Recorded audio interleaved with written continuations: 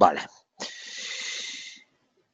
Bueno, pues vamos a empezar este nuevo webinar organizado conjuntamente por Dev Academy e it-latino.net.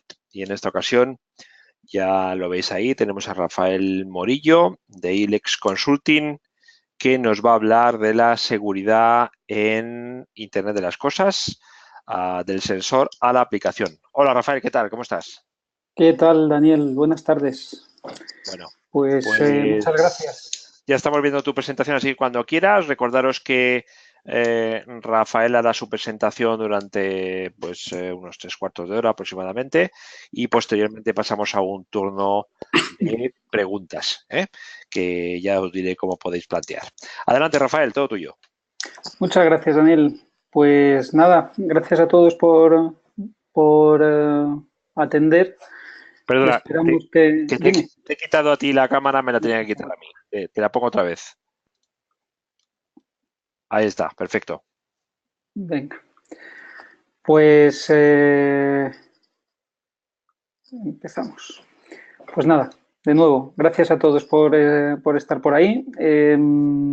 La idea de organizar este tipo de charla venía de la cantidad... Uy, perdón. Estamos mal. Venía de toda la trayectoria profesional que he venido teniendo estos años, que llevo 15 años dedicado al mundo del IoT.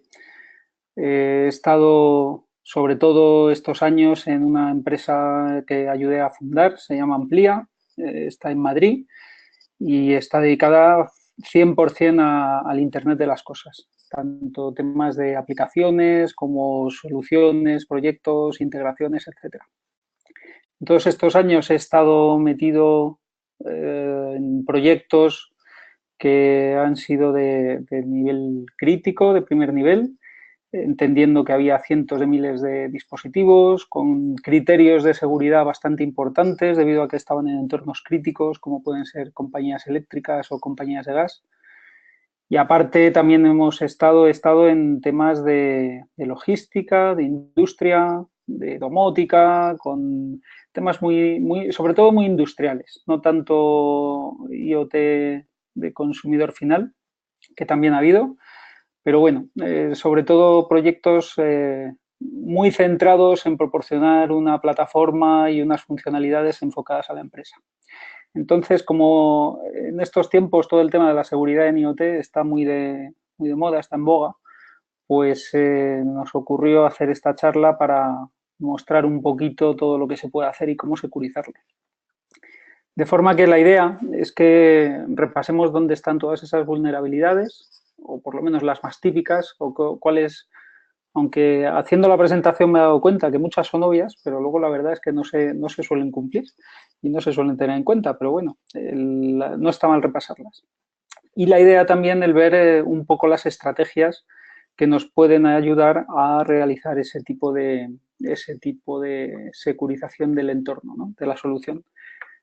El título de la charla se llama Extremo a Extremo porque al final lo que nos vamos a encontrar en cualquier solución del Internet de las cosas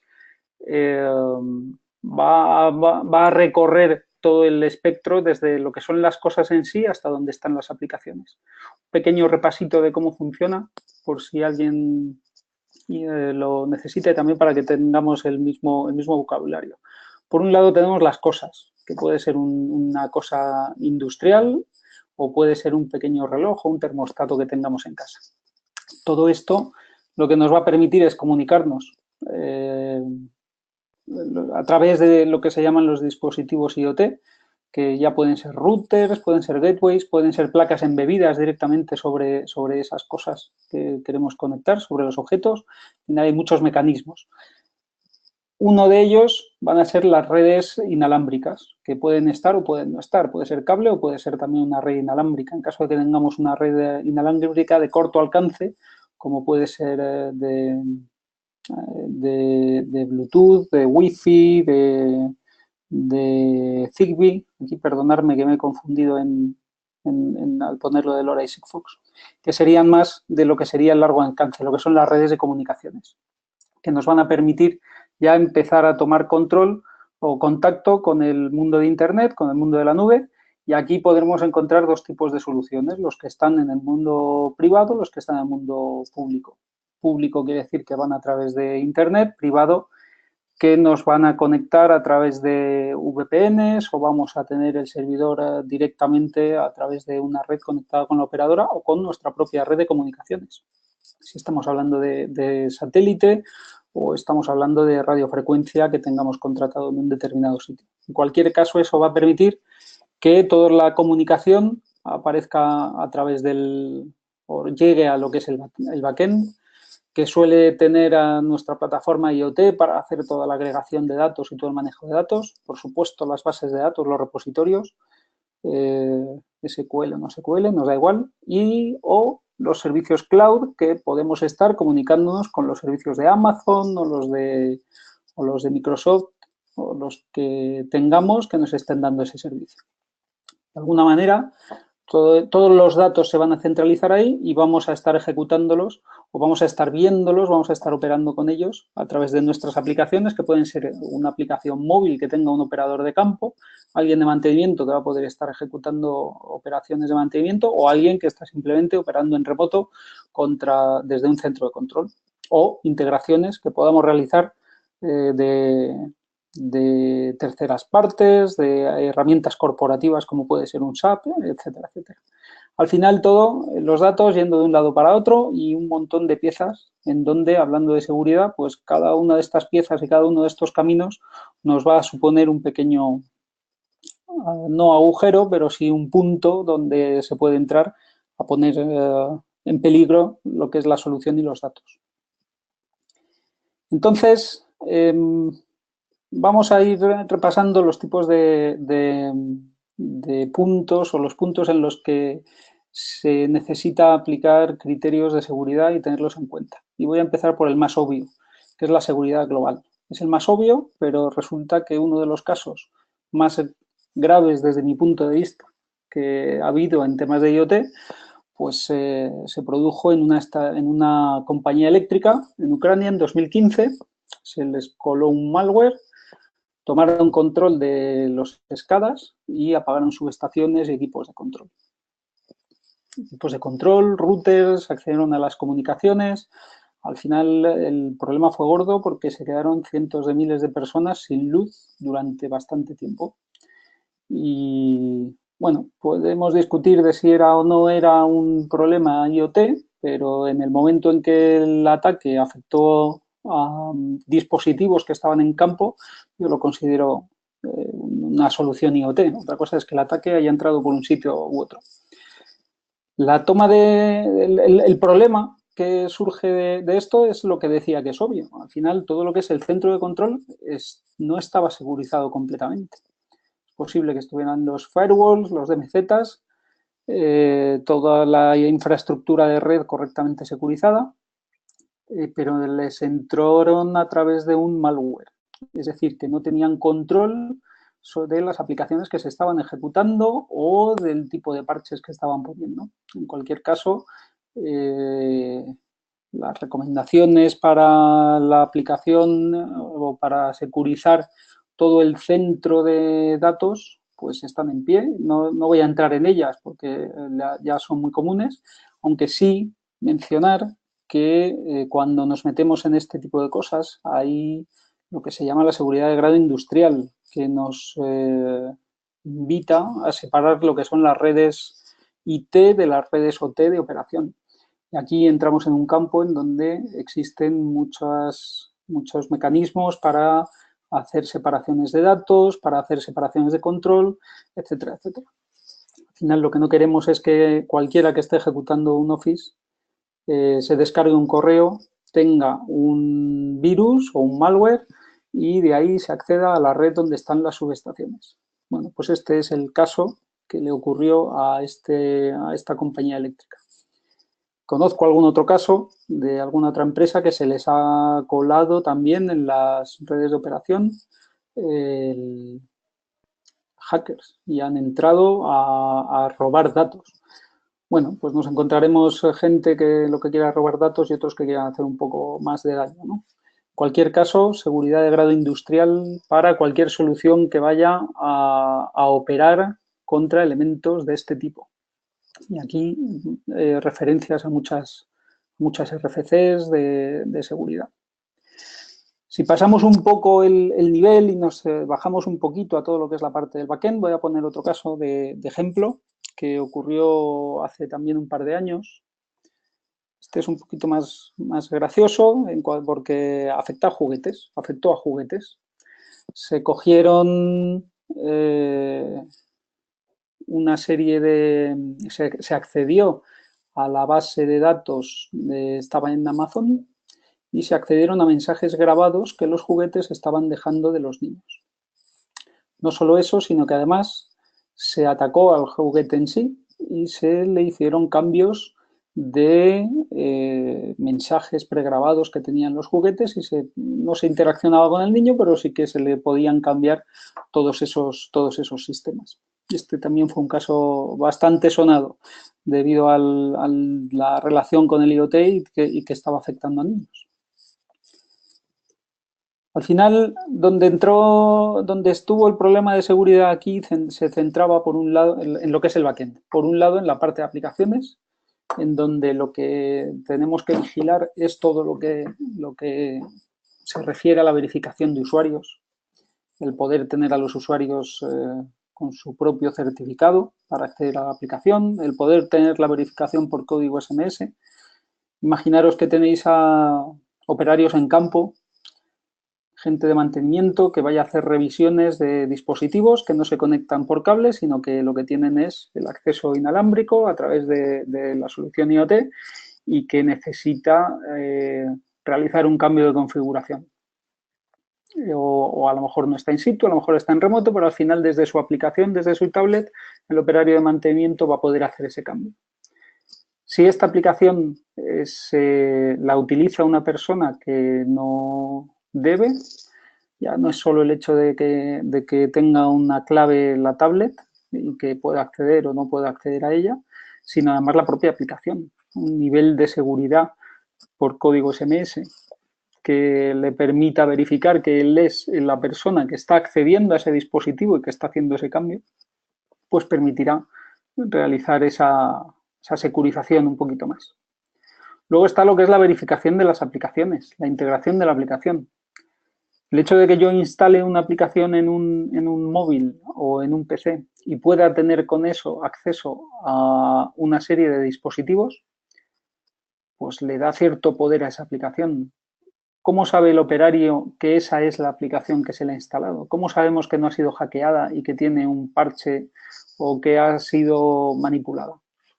Bueno, pues para eso todo lo que es la verificación de aplicaciones, la integridad de la aplicación, que lo que nos va a permitir es que cada aplicación que se conecte al sistema verifique contra la plataforma IoT esa firma de ese binario que se está ejecutando. Luego veremos algún mecanismo similar para hacerlo. Pero al final es responsabilidad de la plataforma IoT verificar que esa aplicación es la que se ha desplegado y es la que está autorizada. Es decir, estamos autorizando y verificando al usuario y autorizando y verificando la aplicación en sí, gracias a que tiene ese proceso mediante la firma digital del binario en ejecución. Por otro lado, en el backend nos vamos a encontrar con la plataforma IoT y lo que es la parte de la base de datos, la parte central. Todo esto lo relacionaba con el tema de los juguetes porque parte del ataque se realizó contra el repositorio en Amazon. Entonces, claro, resulta que allí en Amazon tenían en el Data Lake las URLs abiertas sin usuario y password, con una URL larga, con un binario una cadena de caracteres bastante larga, pero al final estaban en abierto. Y de ahí es desde donde empezaron a sacar información y de donde rompieron toda la seguridad. Entonces, toda esta parte es también crítico el disponer de mecanismos que nos permitan securizar mediante la red, mediante aplicaciones, mediante todo el acceso a los datos, el que la parte del backend lo tengamos securizado. Vamos a entrar un poquito más en la parte más concreta de los dispositivos, porque hasta ahora es un poco más o menos genérico, pero sí que es importante el ver hasta dónde esa parte insegura puede llegar. Pues la seguridad en dispositivos sí que empieza a ser un poquito más concreta de la parte de IoT. Otro ejemplo. Esto, si no me equivoco, fue el año pasado o el anterior, quizá hace 2 años ya. Se atacó a Akamai, que es el servidor de contenidos, uno de los carriers de contenidos más grandes que hay, pues sufrió un ataque de denegación de servicio que estaba originado en 145.000 cámaras IP de varios fabricantes que tenían en abierto, no en abierto, en conocido, todo lo que era el usuario y la contraseña. Entonces, los atacantes lo que hicieron fue desplegar nuevos binarios dentro de esas cámaras que se sincronizaron entre ellas para hacer el ataque a Akamai. ¿Qué pasó? Pues que se dejó sin servicio a Netflix, sin servicio a Facebook durante un montón de tiempo y se generaron, como veis en ese tweet, hasta 30 megabits por segundo por dirección IP, lo que al final colapsó todas las redes. Entonces, bueno, resulta que se utilizó la solución IP como medio atacante, como forma de atacar a otro. No deja de ser un agujero de seguridad en los dispositivos IoT, que por desgracia es uno de los puntos que más descuidados se tienen ahora mismo dentro de las soluciones. Para cubrirnos a nivel en el tema de los dispositivos, una de las cosas que hay que tener en cuenta es la seguridad física. En el caso del ataque a Akamai no fue este el motivo, pero sí, sí que hay que tener cuidado con ello. Y es bastante aconsejable, sobre todo en temas de seguridad, como puede ser el de la foto, para contadores eléctricos o subestaciones. Al final, si alguien llega con un portátil, te enchufa un cable de datos y con eso te cambia un firmware, pues tenemos un problema, porque ya con eso estaba pudiendo acceder a lo que sea. Podrá acceder a la base de datos o no, podrá acceder a un sitio a otro, pero ya te han entrado en el sistema a través de un mecanismo físico. Entonces, lo que se suele hacer aquí es, por un lado, dotar a estos dispositivos de lo que es la detección del tampering, que viene a ser la detección de la apertura.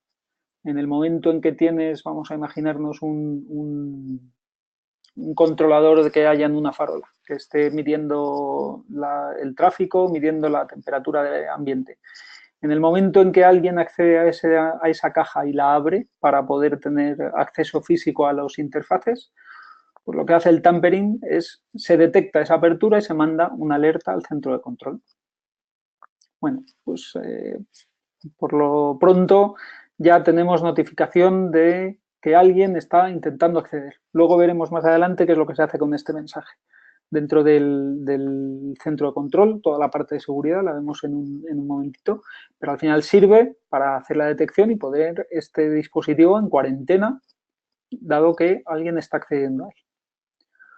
Por otro lado, lo que tenemos que hacer es, además, hacer un sistema de detección de conexiones físicas. Dentro de ese dispositivo que estamos haciendo o que estamos utilizando, si disponemos de interfaces como puede ser un RS232 o pueden ser entradas analógicas y digitales, si alguien accede a estos interfaces y nos enchufa un portátil o nos enchufa una nueva señal o desenchufa algo que ya hay y lo vuelve a poner, todo esto se tiene que convertir en señales que se están mandando al centro de control. Cuando hablo del centro de control, hablo de la plataforma IoT. Entonces, la plataforma IoT se tiene que convertir en el repositorio de mis datos, en el repositorio de mis temperaturas, mis humedades, etcétera, etcétera, pero además se tiene que convertir en mi centro de control de los problemas que estoy teniendo en temas de seguridad. Necesitaré un gestor de dispositivos que lo que se encargue es de ver este tipo de cosas. Para el caso del tampering, recibiremos nuestras alarmas del tampering y veremos cuáles son. Y si alguien desconecta y vuelve a conectar un cable, ya sea analógico o digital, con eso lo que nuestro sistema de control hará será avisar al operario, mandar una alerta, poner el dispositivo en cuarentena.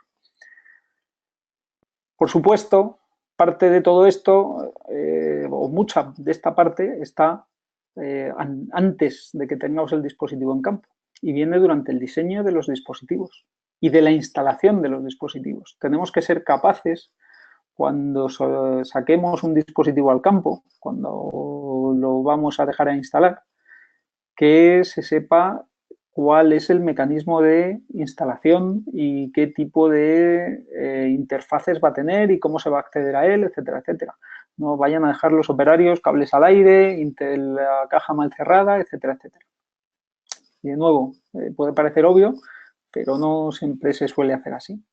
En caso de los dispositivos que son domésticos o de uso personal, como pueden ser los temas domóticos de termostatos o cámaras IP de vigilancia caseros o relojes smartwatches o sistemas de estos, quizá no sea tan importante la parte del diseño de la instalación, puesto que cada uno lo va a tener más controlado y al final una interfaz de carga o Bluetooth seguro que va a tener. Pero bueno, en esta lista tenemos que apuntar todo lo que es la parte de la instalación de los dispositivos más el acceso restringido a los interfaces de integración. Por otro lado, un poco más en profundidad nos encontramos con lo que va dentro del dispositivo, que es nuestro firmware, nuestro software. En el caso de las cámaras IP, el ataque se produjo porque habían cambiado el software que se estaba ejecutando dentro. No había verificación de que ese software es el válido y que ese software es el que tiene que estar ejecutándose.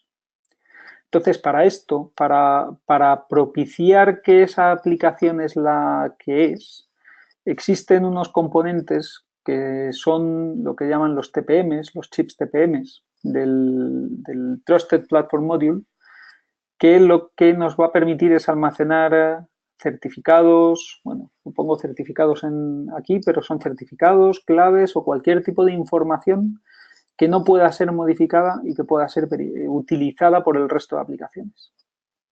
Entonces, estos chips, como veis, se instalan físicamente en el dispositivo y va a permitir que el firmware o el hardware acceda a recoger las claves.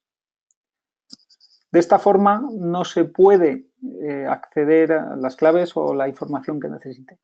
Esto lo que nos va a permitir es que cualquier firmware que vaya a arrancarse pueda acceder a la clave para ver si corresponde o si no corresponde, etcétera, etcétera. Con esto lo que vamos a hacer es habilitar distintos procesos en función de para qué lo queramos usar. Una práctica muy habitual es utilizar el Trusted Boot o el Secure Boot. Si esto lo que va a hacer es que al arrancarse el dispositivo se va a ir contra el almacén, se va a verificar que la firma o el checksum del firmware es el que corresponde y se va a poder arrancar o no el resto de rutinas del dispositivo. Con lo cual no llegamos ni a arrancar el dispositivo gracias a este proceso. Pero no solo vamos a utilizar el TPM para hacer el Trusted Boot o el Secure Boot, sino que lo vamos a utilizar también para poder comunicarnos con nuestra plataforma IoT. Es decir, en caso de que el dispositivo llegara a arrancar porque no hemos verificado bien el firmware o por el motivo que sea, o porque no le hemos implementado esta funcionalidad porque es un dispositivo abierto, lo que vamos a hacer es utilizar este almacén de claves para comunicarnos con la plataforma, para establecer una VPN o para validar el dispositivo, para hacer lo que es la identidad del dispositivo y de la aplicación. Gracias a este almacén vamos a poder realizar este tipo de operaciones y securizar toda la parte del dispositivo, es decir, validarlo, y tanto a las aplicaciones como al firmware. Otro caso más relacionado con el IoT y este caso también relacionado con el acceso físico que veíamos antes, pues esto no fue un caso abierto, sino digamos que fue un hacking ético. Hasta se puede ver en algún sitio de YouTube cómo se acceden a los vehículos de Jeep, determinado modelo, si no me equivoco, gracias a un acceso que se hace físico a través de uno de los puertos, no recuerdo si era el ODB o algún otro puerto multimedia del vehículo, y no solo se consigue acceder a él para cambiarle cosas, sino que se accede en tiempo real, llegando a provocar accidentes al vehículo. Entonces, de alguna forma, el hacking que se hace aquí es un poco la mezcla de todo, ¿no? Nos acceden físicamente, nos modifican configuraciones, nos operan en remoto e incluso llegan a provocar un accidente. Bueno, este es otro de los puntos que tenemos otro de los ejemplos que se han sabido. Y al final nos lleva a otra parte de los dispositivos, de securización de los dispositivos, que es lo que recomiendan muchos expertos que tenemos que hacer, que es, por un lado, tener cuidado con las interfaces JTAG, que son interfaces de testing, que son estándares y que están en muchas placas base y muchos circuitos integrados para realizar pruebas y realizar debugging. Bueno, pues por ahí se puede acceder a tener control del dispositivo y del firmware que se está ejecutando. Entonces, todo lo que es la parte de JTAG, si vamos a sacar dispositivos nuevos fabricados por nosotros a producción, deberemos especificar que no queremos que ese JTAG esté, y si lo necesitamos por el motivo que sea, lo que tendremos que hacer es buscar la forma de protegerlo, ya sea encriptando las comunicaciones de esas patillas, etcétera, etcétera. Por otro lado, recomendación máxima es el permitir actualizaciones remotas. Antes hablábamos de esa plataforma IoT que tiene las dos vistas de la parte de datos y la parte de device management. Pues lo que tiene que hacer este device management es permitir gestionar actualizaciones remotas. No solo permitirlas, sino además automatizarlas y hacerlo de forma segura, etcétera, etcétera. Veis que es una tendencia todo lo que es el Secure Update, que también es una tendencia que es otra palabra que se está poniendo muy de moda como feature que hace falta y que es completamente necesaria dentro de las plataformas IoT. Aparte, hay recomendaciones de determinadas librerías que son muy habituales en dispositivos comunes o dispositivos abiertos, como puede ser una Raspberry, que se utiliza mucho en determinados tipos de proyecto. Bueno, pues hay librerías como VisiBox o TinyHTTPD o el Universal Plug and Play como funcionalidad que son de uso común, tanto para los que lo usamos como para los que lo quieren atacar.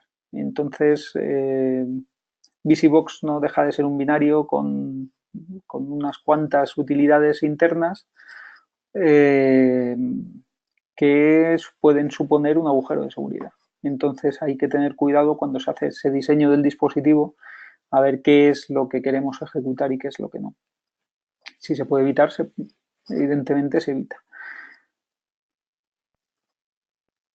Claro, con TinyHTTPD tenemos el mismo problema, es un mini servidor, probablemente no tenga todas las funcionalidades a nivel de seguridad que puedan tener otros. Pero si es necesario tener un servidor HTTP dentro del dispositivo, pues tendremos que buscar cómo protegerlo también.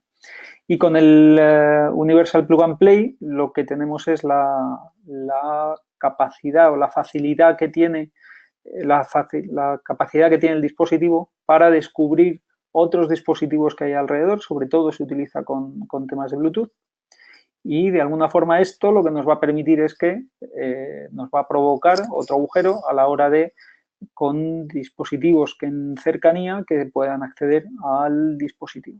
Entonces, de nuevo, a la hora del diseño, mucho cuidado con el tipo de funcionalidad que vamos a poner dentro de los dispositivos que vamos a desplegar.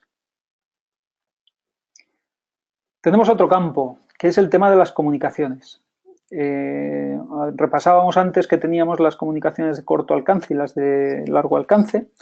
Al final, dentro de las redes de comunicación, tenemos que darnos cuenta de que, aunque nos estén ofreciendo algunas de ellas encriptación, nos van a ofrecer encriptación únicamente desde el dispositivo hasta lo que es el operador, y luego desde el operador hasta la aplicación o no, o a la red. Es decir, el dato no se está encriptando extremo a extremo, ni el dato ni la comunicación, no estamos encriptando todo el canal, con lo cual tenemos que valorar si necesitamos eso o nos vale con las redes VPN que nos están proporcionando algunos operadores. También tenemos que vigilar todo lo que es la identificación de los dispositivos a nivel de protocolo de red. Me refiero sobre todo a los dispositivos a las redes de corto alcance, tipo Zigbee, tipo Bluetooth, que de alguna forma veamos que ahí veamos aquellos que tienen la capacidad de permitir acceder a la red o no a nivel de protocolo de red, no a nivel de aplicación, sino a nivel de protocolo de red. Es decir, que ni siquiera haya un acceso del dispositivo a la red, igual que puede estar pasando con GSM, que si encendemos el teléfono y no está correctamente registrado, ese teléfono no va a poder acceder a ninguna parte. Ya no solo a las aplicaciones, sino que no acceden nada más que al 112, si no me equivoco. Bueno, pues en el tema de los dispositivos IoT deberíamos también vigilar eso y buscar ese tipo de protocolos que nos están permitiendo que los dispositivos accedan o no accedan en función de su identificador. Hay que tener en cuenta que esto es un problema, porque dependiendo del tipo de solución que vayamos a poner o no, de la cantidad de dispositivos que tenga, yo a lo mejor no sé dónde los voy a instalar, yo no sé qué dispositivos voy a poner, con lo cual no puedo decirle a la red cuáles están habilitados o cuáles no. Si se lo puedo decir, entonces nos encontramos con el problema de la cantidad de actualizaciones que vaya a poder haciendo, de dónde están o dónde no están, etcétera, etcétera. Con lo cual, vamos a tener que balancear nuestro criterio de seguridad en función del tipo de funcionalidad que le queremos dar y del uso que le vamos a dar. Luego, a nivel de comunicaciones, tenemos que tener también en cuenta que no es lo mismo estar dentro de una red privada que una red pública. Cuando digo pública me refiero, aunque sea de pago, pública de acceso que nos están permitiendo acceder a Internet o no, básicamente, o que sea privada, como puede ser un tema satélite, donde directamente lo que voy a tener es del dispositivo a través del satélite, llegará al centro del satelital y de ahí directamente a través del canal de una operadora nos estarán llegando los datos, con lo cual aquí probablemente no necesite tanto nivel de seguridad a nivel de aplicación o a nivel de encriptación porque no estoy accediendo al público. Evidentemente, esta empresa intermedia podrá estar ofreciendo cierto nivel de seguridad, pero no vamos a saber, no sabemos si vamos a necesitar o no ese poquito más. Y por otro lado tenemos el espectro. Podemos estar en un espectro privado, me refiero a abierto, o uno de pago. Abiertos vamos a tener a LoRa o a Sigfox, que tienen sus propios mecanismos de encriptar y de securizar y de permitir las redes. Sigfox es de pago, LoRa es abierto, en el sentido de que cada uno se despliega lo suyo, cada uno tiene sus especificaciones en cuanto a cómo funcionan. Pero están en el espectro abierto, quiere decir que no solo vamos a estar sujetos a temas de seguridad en cuanto a que nos ataquen, sino que cualquiera va a poder estar haciendo interferencias sobre la señal. Claro, lo pueden hacer también sobre GSM, se puede hacer interferencias sobre GSM, pero legalmente en GSM o en espectros de pago estás cubierto, puedes ordenar y puedes denunciar que alguien te está interfiriendo la señal, mientras que en el espectro abierto, si te interfiere en una señal inalámbrica, no puedes hacer nada porque alguien esté utilizando la misma frecuencia. Con lo cual, también tendremos que evaluar este hecho cuando diseñemos la parte de comunicación. Por encima del protocolo, de la capa de comunicaciones, nos encontramos el protocolo de aplicación, que viene a ser el mensaje que están teniendo la plataforma IoT o las aplicaciones, en función de cómo sea la solución, con el dispositivo. Entonces, aquí hay que tener también cierto cuidado a la hora de diseñar el protocolo, que nos esté permitiendo incorporar todo ese tipo de identificación y validación de las aplicaciones en el arranque y en la ejecución, que nos permita identificar los mensajes y las sesiones que se están mandando para saber que esos son los dispositivos o no que tienen que estar enviando, y también conjunto con los mensajes y contabilizar mensajes, etcétera, etcétera, para poder identificar huecos o poder identificar algún tipo de problema de datos que no son correctos porque alguien me está metiendo datos que no son. De nuevo, esto depende del tipo de solución que tengamos. También podemos hacer un protocolo en el que el payload que llevamos vaya encriptado. En lugar de encriptar todo, únicamente encriptamos el payload, y eso lo que nos permite es que sea más ligero a la hora del transporte y que únicamente estemos haciendo la parte de encriptación para las partes que sean críticas. Quiero decir que si alguien roba una temperatura no va a pasar nada, pero si estoy manejando, es un comando de control sobre una subestación eléctrica, pues ese comando, pues a lo mejor sí tiene que ir encriptado, ¿no? Tendremos que buscar ese balance de nuevo. La firma de los mensajes de control, por supuesto. Yo he visto proyectos en donde todos los mensajes, fueran del tipo que fuera, iban firmados a distintos niveles. Además, firma en la recepción, firma de la CK, firma del payload, encriptación del payload, etcétera, etcétera. Era un proyecto bastante crítico y al final tenía todos los mecanismos de firmas en todas partes. Y luego la doble verificación de comandos, que lo que nos va a permitir es también seguridad a la hora de determinadas operaciones, no que lo verifique directamente contra la propia aplicación, sino que haya un protocolo que nos esté autorizando a realizar ese tipo de acciones y que sea incluso el propio dispositivo el que está solicitando una autorización y una verificación de que ese comando es el que se quiere ejecutar. Al final lo que procuramos es que en caso de ataque el daño sea el menor posible o evitarlo a través de este punto. Y entonces aquí salía la pregunta, ¿hay que usar blockchain o no hay que usar blockchain como protocolo o como plataforma para todo este tema de intercambio? Pues yo personalmente creo que blockchain no está pensado para IoT, a pesar de que encripta los datos y a pesar de que valida quién se está conectando y, bueno, una serie de cosas. Pero la realidad es que en IoT el mensaje sale, llega a un sitio y como mucho tiene una respuesta. El blockchain está más pensado para que exista una trazabilidad y una seguridad y luego se puede hacer una auditoría de todo eso. Cuando los mensajes tienen mucho ciclo de vida. En este caso no nos encontramos con eso.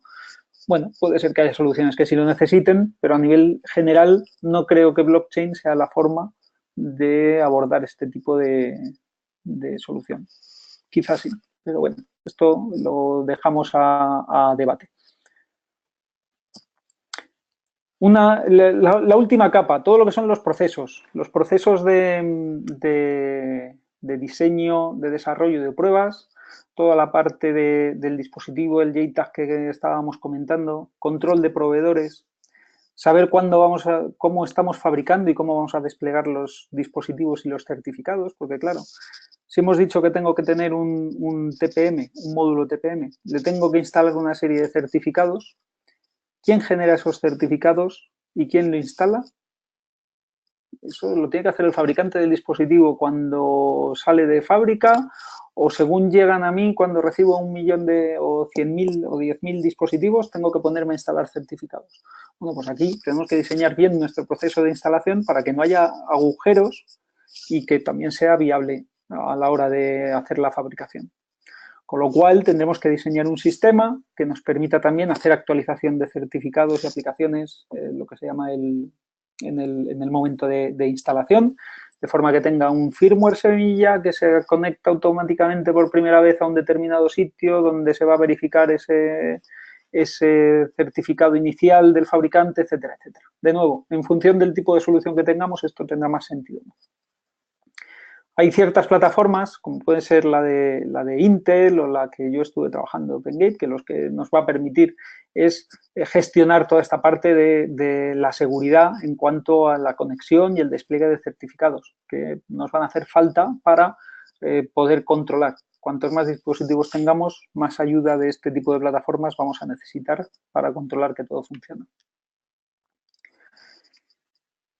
Y por encima de todo, la recomendación de disponer de un sistema de gestión de seguridad integrado con todas las aplicaciones y con la plataforma IoT, que la plataforma SIEM incluya la solución IoT como una de sus fuentes de datos y que todo el sistema de seguridad IT tenga esta entrada.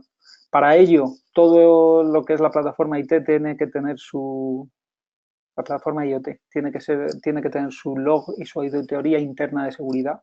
Tiene que estar verificando que todo es correcto, que los dispositivos son los que son, el tema del tampering, el tema de los interfaces, etcétera. Pero además se está haciendo también la aplicación de Machine Learning e inteligencia artificial para lo que pueda ser detección de patrones de tráfico irregulares dentro de los dispositivos, ya sea de un dispositivo concreto o por el tipo de dispositivo que se trata. Al final lo que vamos a hacer es aplicar estas técnicas de inteligencia artificial para detectar si un dispositivo que antes enviaba un dato al día, ahora está enviando 100 datos al día. Bueno, pues habrá que ver si eso se debe a un cambio de comportamiento, a un error del software o a que alguien ha metido un software y está intentando hacer algo. Y lo mismo pasa con la detección de datos anómalos. Un sensor de temperatura que manda un valor de 450 y es un sensor que está en la calle, pues a lo mejor ese dato no es bueno. Y no es bueno porque está fallando el sensor o porque alguien está queriendo meter errores dentro de la plataforma. Bueno, pues también podemos aplicar este tipo de técnicas para detectar este tipo de sitios. Por supuesto, la automatización del proceso de actualización. En el momento en que tenga un parche, tenga una nueva versión, el sistema debería ser capaz no de mandar actualizaciones a dispositivos porque no sabes qué están haciendo, pero sí ese proceso que esté automatizado lo más posible para que el operario al final sepa que tiene que mandar una determinada actualización a determinado tipo de dispositivo porque existe esa nueva versión. Y, por supuesto, tener control de qué versiones tengo en producción y saber qué agujeros tengo. Como los dispositivos, cuantos más dispositivos tenga, más difícil va a ser saber qué versiones tiene cada uno, con lo cual, si hay un agujero de seguridad en versiones antiguas, tendré que saber qué versiones son las que estoy ejecutando y dónde, y a qué clientes me está afectando o en qué ubicaciones me está afectando. Con lo cual, de nuevo, toda la parte de gestión y más gestión. Entonces, a modo de conclusión, y acabo ya, 3 páginas de conclusiones. Por un lado, las vulnerabilidades más típicas que nos encontramos, lo que es la parte del firmware o el sistema operativo embebido, son a día de hoy fácilmente atacables y manipulables, ¿vale? Por defecto. Los mecanismos de autenticación que se han venido usando hasta ahora, que se seguirán usando, supongo, son simples, basados en ASCII, con password comunes que no se pueden cambiar, admin, 1, 2, 3, 4, o incluso en las páginas web nos dicen cuál es la forma en conectarte a tu cámara IP que has comprado y nadie te la cambia. Se suele dejar habilitados accesos telnet o FTP que son inseguros y el tráfico no se encripta contra el servidor y el chipset del JTAG, ya para un hacking un poco más profundo a nivel físico, pues que se suele dejar puesto. Tenemos nuestros 5 ámbitos de seguridad que debemos vigilar, la parte global del backend, del dispositivo, las comunicaciones y todos los procesos. Todo esto debe formar parte de nuestro proyecto y del diseño que vayamos a hacer. Tenemos que tener estas 5 cosas en mente. Y por último, yo empezaría, el core de toda la solución tiene que ser nuestro proceso o las integraciones que tengan, todos los procesos de fabricación, de instalación, de diseño, etcétera. tenemos que, por encima de eso, una vez que lo he diseñado, buscar en los componentes seguros, entendiendo como certificados, como protocolos, etcétera, que vaya a poner, que todos estos componentes y todos los dispositivos soporten la parte de gestión de dispositivo y yo tenga, además de mi solución, un sistema de gestión de dispositivos que nos ayude a controlar toda la seguridad. Y ya cuando tengo estas tres capas, entonces es cuando nos centramos en la aplicación. La aplicación que va a recoger el dato, lo va a mostrar, va a soltar nuestra alarma. Pero hasta que no tengamos cubierto lo de abajo, no deberíamos dar por validada nuestra aplicación. Y eso es todo. No sé si tenemos preguntas o cómo avanzar. Muy bien, bueno, pues efectivamente pasamos al turno de preguntas. Rafael, muchas gracias por tu exposición. Tenemos algunas aquí en el chat. Os recuerdo que las podéis plantear de dos formas. Si tenéis un micrófono, lo que os aconsejo es que levantéis la mano o lo que os animo a participar vía micrófono.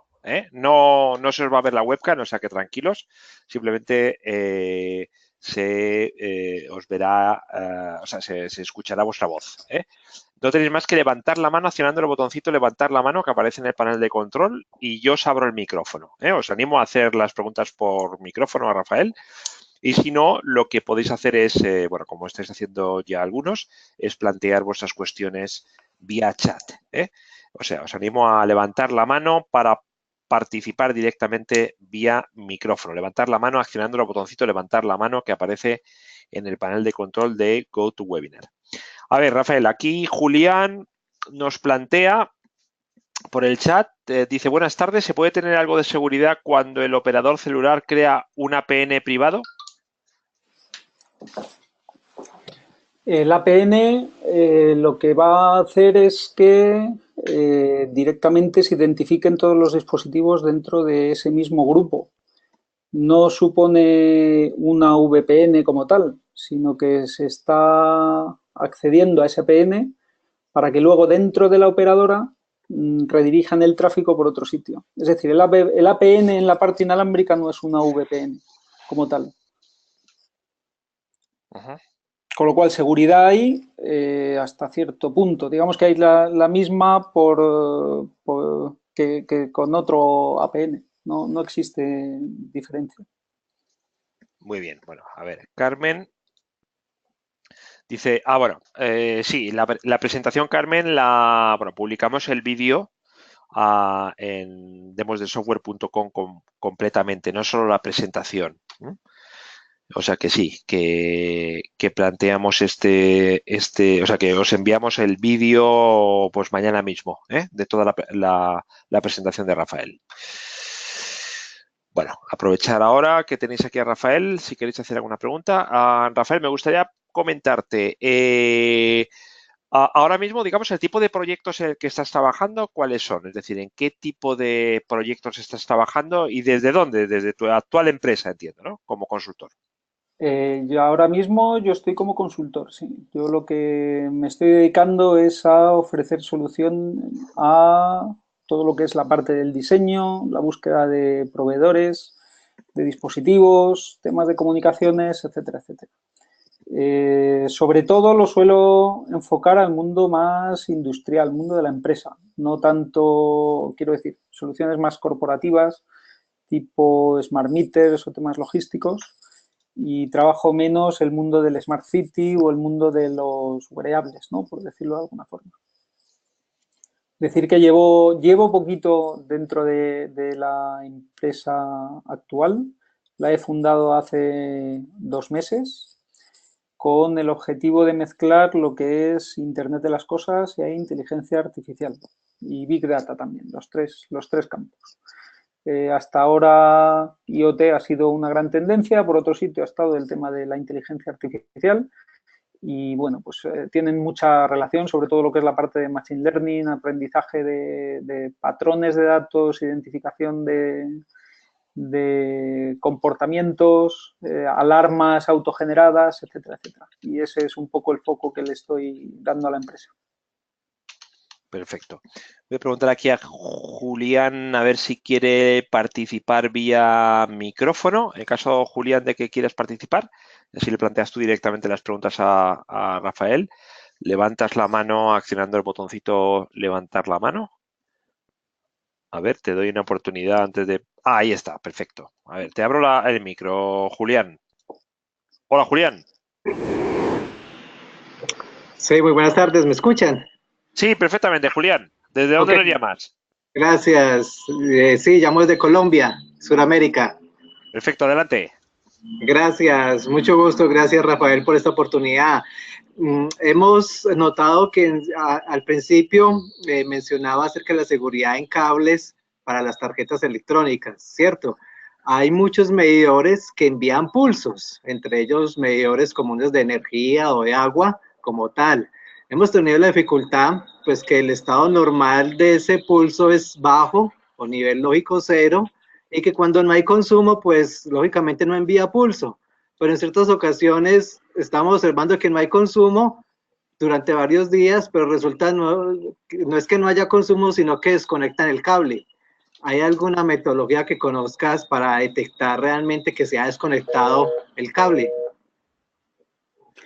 Pues la verdad es que no lo conozco. Yo entiendo que esa detección se tiene que hacer con un diseño a medida de esa conexión o desconexión.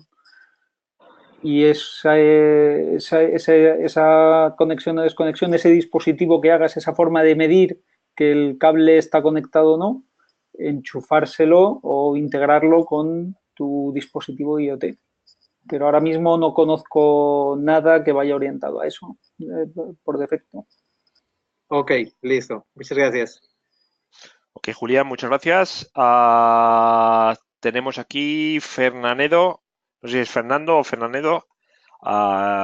Si quieres plantear tu pregunta vía micrófono, levanta la mano y yo te abro el micro. Te doy ahí una oportunidad antes de leerle a Rafael tu pregunta. Fernando Núñez o Sí, es Fernando Núñez. Fernando Núñez. ¿Eh? Bueno, pues no me levantas la mano, eso quiere decir que no debes de tener el micro. A ver, mira, Rafael dice en dispositivos, de nanotecnología aplicados a la salud y control de pacientes, ¿qué recomendaciones tienes? Bueno, es muy amplia, ¿no? La pregunta. Pues la pregunta es muy amplia, pero no tengo ninguna recomendación porque nunca he trabajado con nanotecnología. Entonces, no se me ocurre ahora mismo cómo poder abordar el tema de la seguridad en este campo. Pero me resulta muy interesante, la verdad. Una pena que no tengas el micrófono. Sí, porque podría comentarte, no sé si tienes algo más que comentar, Fernando. Levanta la mano si quieres participar directamente con Rafael vía micrófono. ¿Eh? Y a todos los que estáis... No, por ahora, gracias. Vale. Ok, oye, pues apuntaros ahí el mail de Rafael y si queréis directamente poneros en contacto con él, pues ya lo sabéis. Podéis enviarle un mail o llamarle por teléfono. Rafael, oye, muchísimas gracias por tu tiempo. No, muchas gracias a vosotros.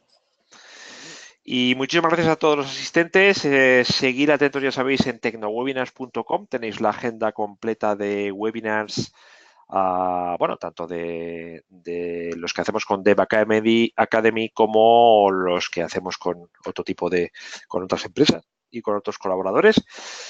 Así que estaros atentos. Recibiréis un mail con el link al vídeo de la grabación de hoy. Lo recibiréis mañana pasado. Nada más, estar atentos como digo, a las nuevas webinars que hacemos y hasta la próxima. Adiós. Gracias, Daniel. Adiós. Hasta luego.